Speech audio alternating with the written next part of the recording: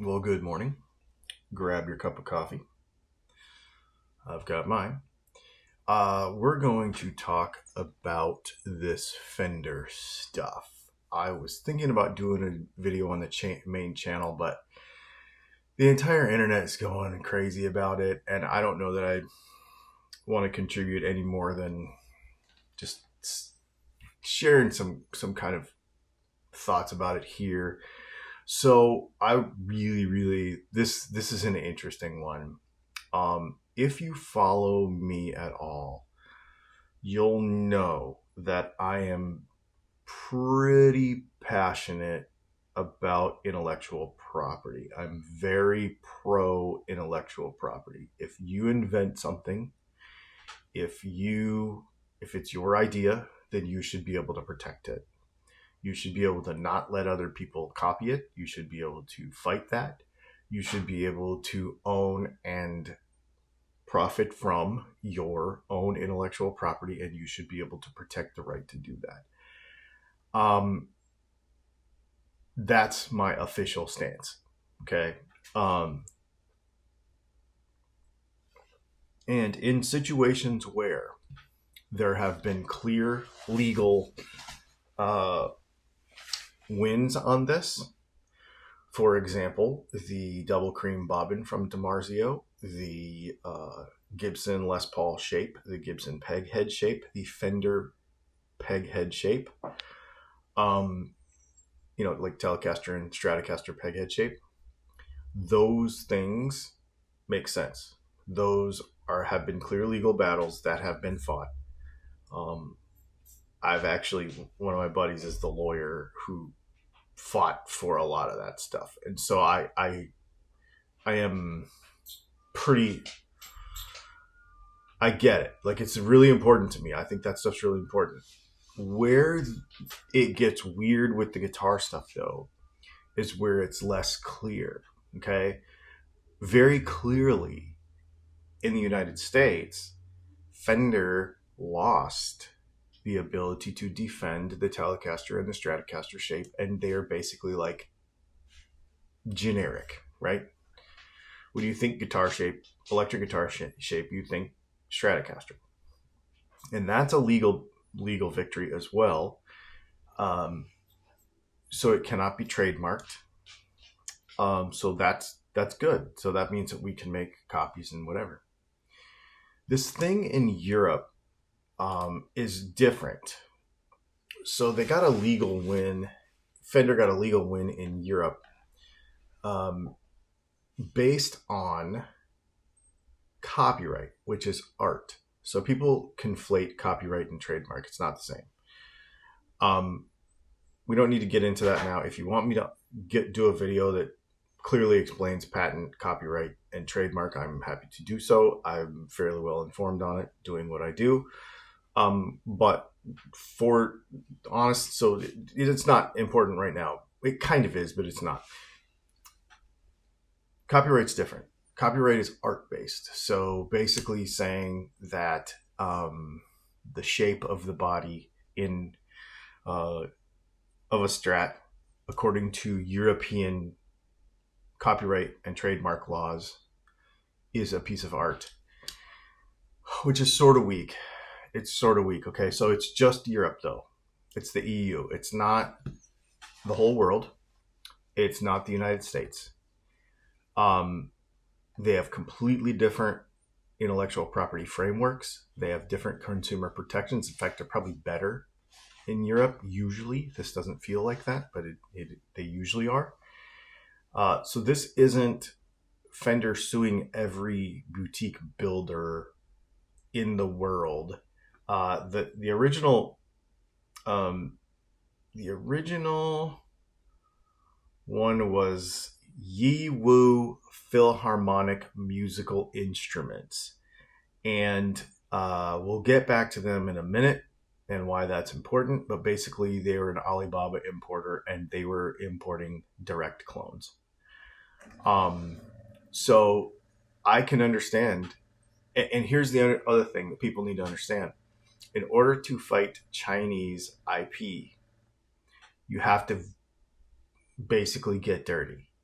it's very difficult to fight Chinese because they don't have IP protections over there the way we do and the way the EU does.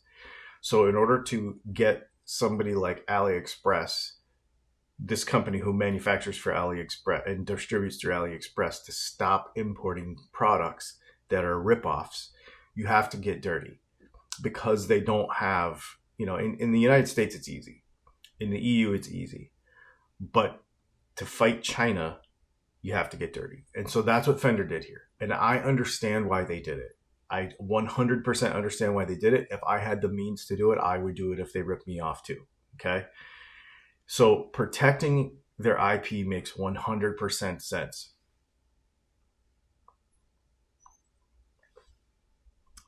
If you spent 70 years building a brand and China started just flooding the market with copies of your stuff, you would want to fight it too. And you would find any way possible to close the door on that. I mean, you totally would. And don't lie to yourself, you would.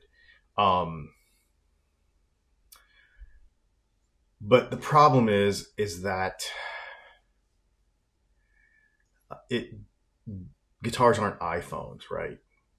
The Strat's been the same for 70 years. It gets weird, right? It really gets weird.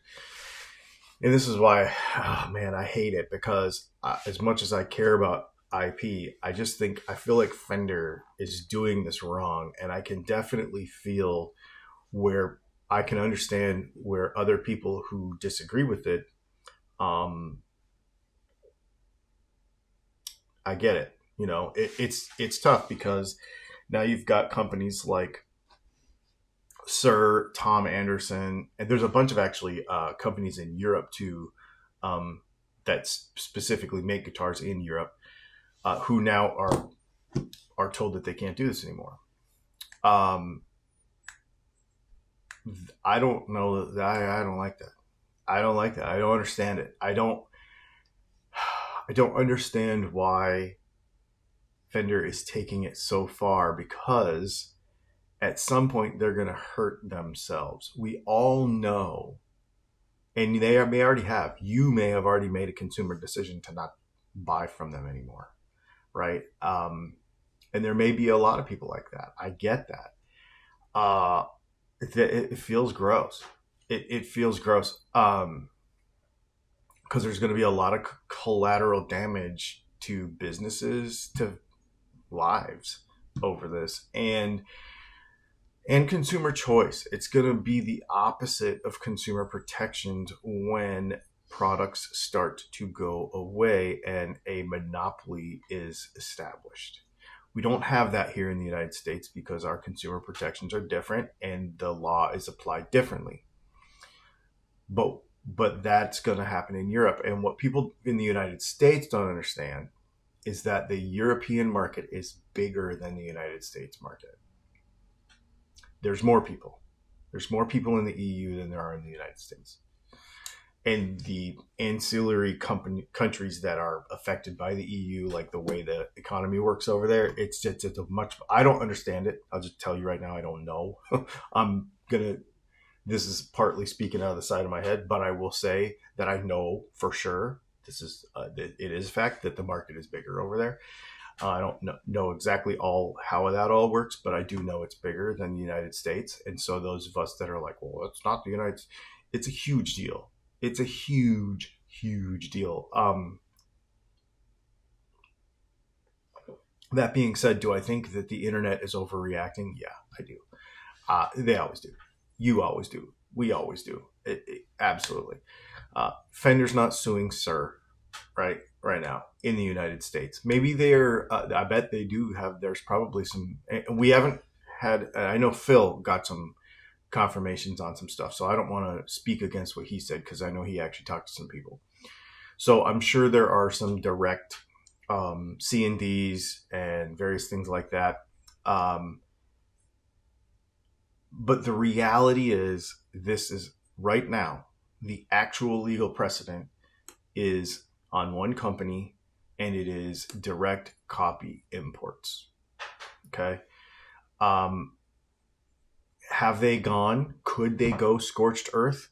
Absolutely. It seems like they're starting to. This could be a precedent that allows them to do that. But for those of you that are against Fender, I'm gonna just call out a couple of things that I think are a little weird for those of you that are calling out Fender. Okay. I get these comments all the time that Fender and Gibson, I don't support the big corporations anymore. But then you go and buy a friggin' Chinese guitar. What are you doing? Are you serious? That's the stupidest thing I've ever heard. So what you really want is you want the big corporations to design the stuff. You want the IP available for China to steal, so that then you have lifetime access to a $300 guitar that was somebody else's idea. That's the dumbest thing ever. So all of you anti-corporation people need to think about the hypocrisy in that. It's stupid. Not everybody's doing that. Okay. So not everybody's doing that. But for those of you that are, I'm calling that crap out. I think it's stupid. I think about it every time we talk about the cheap guitar stuff.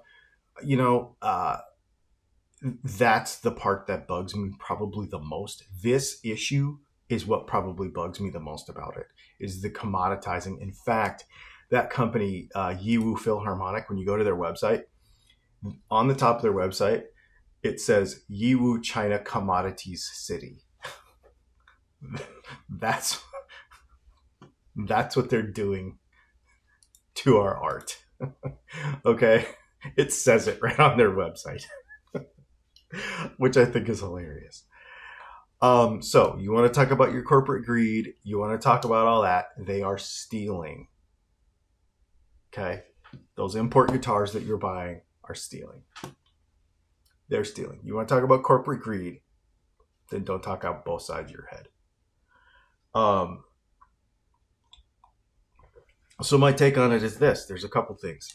I'm scared about it. I don't want people to lose their jobs. I don't want people to lose their homes. I don't want people to lose their livelihoods making these instruments. I support Fender in their overall idea of protecting IP, but I hope they don't take it too far. The good thing is, I don't believe that this is a precedent that will stand. So ask yourself the hard questions. Ask yourself what you're going to do. This is just who you support is up to you and whatever. I haven't changed my mind on any of this at all. I'm just going to watch. And I'm not going to honestly overreact about it. I think like everybody else has, I just kind of want to sit and wait and be like, all right, is this actually going to stand? Will they figure out a way to shoot the middle? What will Fender actually do? I can't see them trying to just destroy everybody. That doesn't make sense. I hope they don't. But I don't know. This is a weird one.